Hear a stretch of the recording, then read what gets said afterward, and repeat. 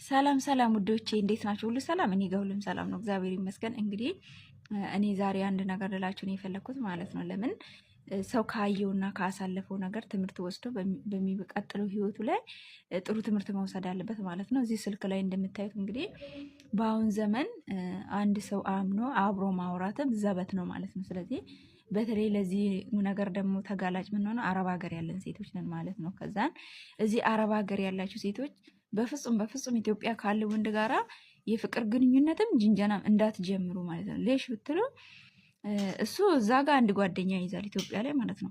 እዚህ ጋር ደግሞ እናንተን ይጀነጅናል። ኢትዮጵያ ላይ ያቺ ጓደኛው ወይ ብርም ስለሌላት ወይ የሆነ ነገር ላይ ካልተስማሙ ከእሷ ጋር ያለው ግንኙነት ያቆምና ወደ እናንተ ይመጣል ማለት ነው። ከዛስ እናንተ ገንዘብ አላችሁ፣ ለገንዘባችሁ ስል ከእናንተ ጋር መሆን ይፈልጋል ማለት ነው።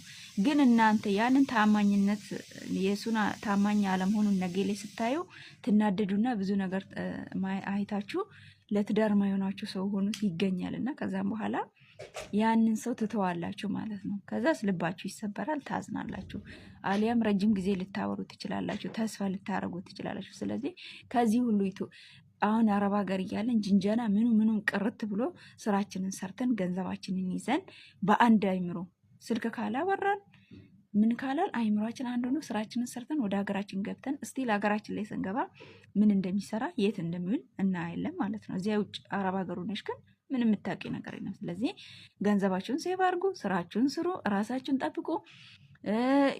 እስቲል ስልክ ላይ 30 ደቂቃና 40 ደቂቃ የምትጀናጀኑት ወንድ ምንም ላይ ጠቅማችሁ ነገር ትርፉን ጊዜያችሁን ማቃጠል ነው። በዛን ሰዓት ትምህርት ተማሩ፣ እንግሊዘኛ ተማሩ፣ አሊያም ደግሞ ኢንቦክስ ተማሩ።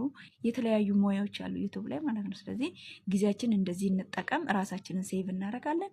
አይምሯችን ልባችንን ሴቭ አድርገን ኢትዮጵያ ገብተን ያለውን ነገር እንደ እግዚአብሔር ፈቃድ አይተን በአይናችን አረጋግጠን መቀጠል እንችላለን። ፕሊዝ ከእንደዚህ አይነት አደጋ ራሳችንን እንጠብቅ። ብለምን ይሄ ነው አሁን ያለው ሪያሊቲ ማለት ነው እላችኋለሁ። ወዳችኋለሁ። ሰላሙን ሁሉን ቻ